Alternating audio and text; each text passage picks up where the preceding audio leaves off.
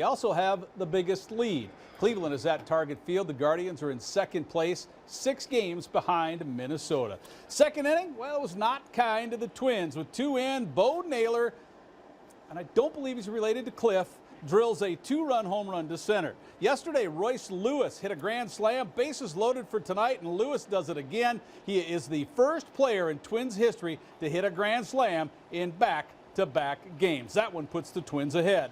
Matt Wallner at one point signed to play at UND, but UND dropped the program. This guy can play, though. Wallner hits a tape measure shot in the 3rd inning, and in the next inning, the Twins would add to that lead with another big home run, 2 on for Jorge Polanco. Minnesota goes on to win it by the final of 10-6, and the lead is now 7. Legacy's Brooklyn Felkley plans to play Division I basketball at South Dakota State. She announced her commitment on Twitter tonight. Minot has been the boys' tennis team to beat in the WTA in recent years. Bismarck tried to beat the Magicians today. This taking place at the Tom O'Leary courts. Number 1 doubles, Tyler Wall serving for Bismarck. Really good volley at the net, and his teammate, the Demons' Gabe Hansen, would put the point away right there as BHS would take the first game of this match. But in game 2, Minot's Aiden Deal serving, and his partner Grayson Schaefer with a little authority at the net there as Minot goes on to sweep it 9-0. Speaking of sweeps, BSC does that on the volleyball court to the JVs from DSU. This morning marked the official beginning of the new era of UMary hockey. The Marauders took the ice for the first practice of their new season, coming off a disappointing finish this past March. Now, a lot of the roster remembers the highs of winning 2 titles and the lows of losing in the round robin. But Dan Huntley is challenging his group to make this year new. This is this year's team. You know, last year was cool.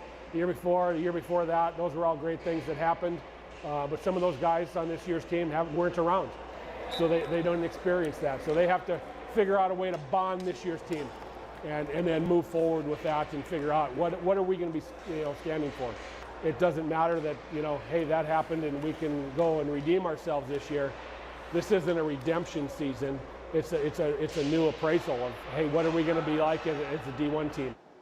Despite not finishing with their 3rd straight Division II title, it's helped the Marauders put things in perspective. Taking a loss like that can help you grow, especially going into the next season, and you realize like, yeah, you're not untouchable, right? Like you can be beaten, and it's kind of humbling in a sense, and it kind of makes us want to go back for it because we have a lot of guys this year graduating, so it makes us want to go out and finish the way we started it. UMary starts the season a month from tomorrow at Illinois State. The first home game, October 7th.